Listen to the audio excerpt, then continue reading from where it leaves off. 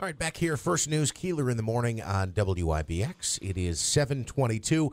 Bill is under the weather today, and we hope he'll be back with us tomorrow. I'm looking ahead at this extended forecast. Yeah, I don't see a 50 until next Monday, where I see 52 degrees and sunny, then 50 and 50. But, I mean, even next weekend, the forecast right now, Saturday, 28 degrees and windy. I mean, that's what we had over this weekend. We had temperatures hovering around 30 degrees, snow, wind, and cold. There was one point when the snow was just blowing sideways for about 15 minutes straight. And I'm like, ugh, it's April. It was nasty, especially yesterday. Now, you said you only got about 4 inches of snow. I know some people got close to 10 inches, if I was reading that right. I'm sure, yeah. I think in the higher elevations, it was anticipated that they were going to get 8 to 10 inches of snow. So we do have some school closings and delays this morning. Should we go to Andrew for those? Andrew, can you hit? We've got Rachel on the line. Let's do Rachel first, and then before we get to the news, we'll do the latest school closings and delays. Fox News Radio's Rachel Sutherland on the line. Good morning. How are you? Hey, I'm well. How are you? Good. Congress going back to session, and we're also looking for the latest on President Obama's Supreme Court nominee. So Congress goes back, is it later today? Yeah, they come back later today. I don't think they ever go back to work before like at 10 a.m. I mean, they have great hours. They do come back to work with this whole fight over Judge Merrick Garland still very much in the forefront. There have been some Republicans kind of breaking ranks, though, saying that they're willing to meet with the Supreme Court nominee. About 15 or so have said that they would do so. And now this is just sitting down for a meeting. This isn't supporting confirmation hearings. Right. That's something else altogether. Yeah, I was going to say, and there's only about a little more than a dozen, as you mentioned. But what's the harm in just meeting with him and hearing what he's about? Well, that's what a lot of people are asking. They're saying, what's the harm in this? Because there are some who are concerned, first of all, that there are Republicans up for re-election in their districts, like Senator Kirk from Illinois, who is from kind of a more Democratic-leaning district. So he has signaled he's willing to sit down.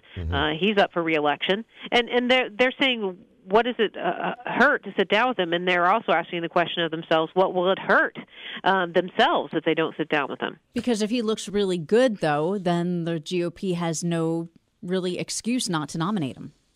Well, that's also part of the concern, too. If there's really no problem with him aside from politics, then it'd be tough to block and not look bad. I don't think there's any way for Republicans to come out without looking bad in someone's eyes, and I don't imagine they care that much when it comes down to it, unless they're up for re-election.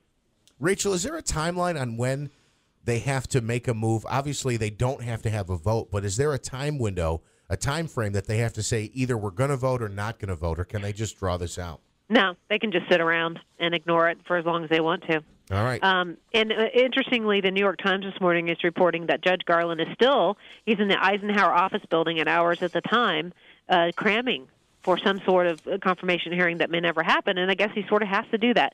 So the Obama administration is moving forward, acting as if it's going to happen. It's an interesting strategy. Yeah, it is very interesting. And is this really the only big-ticket item on the docket here for Congress as they return? No, there are some other things going on, namely the Flint water crisis. They need some aid there, some money.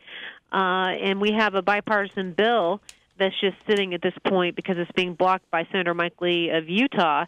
He wants to make sure that the money is actually covered somewhere else in the budget. He doesn't want to add to the deficit. So there's some discussion and wrangling about that.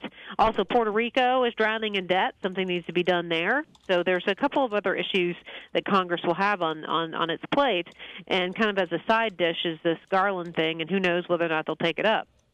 Well, it certainly doesn't sound like they will have an up or down vote, despite the fact that, as you mentioned, about 15 Republicans are still willing to meet with Merrick Garland, and I know some of those meetings will be going on today and this week. Now, on the issue, I just got to ask quickly on the issue about Flint. Mike Lee doesn't want the money to go because why? This is a major issue. He's worried about adding to the deficit that I guess the U.S. already has. So he's saying that he wants this aid paid for without adding to the budget or the deficit that we already have. Okay. Fox's Rachel Sutherland. Thank you, Rachel. He's not opposed to helping them. He just wants to make sure that it's paid for.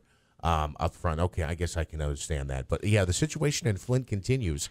In fact, just last week we received our last checks that had been coming in, and we actually cut a check to the United Way of Flint. We know, of course, all the great work the United Way does in this community, and we thought we would help out the United Way in Flint. So we cut them a check, and they have been working to put in the water filters on the faucets in homes so that the water coming from the tap is filtered to some degree. It's 7:28 at WIBX. Birthdays for this morning, Monday, April 4th. Kaylee Simpson from Utica. Happy birthday today. Ryan Farmer of Westmoreland celebrating a birthday today as well. Looks like we're going to do 2 birthday cakes. Happy birthday to both Kaylee and Ryan. You've each won a birthday cake from the Florentine Pastry Shop on Bleecker Street in Utica. You can enter your birthday or someone you know in the birthday cake drawing. Join our VIP club or submit your birthday online at WIBX950.com. You can also send us a postcard, WIBX Birthdays, 9418 River Road in Marcy, 13403. A quick timeout. We'll come back. Christine's got a news update. It's First News Keeler in the morning on WIBX.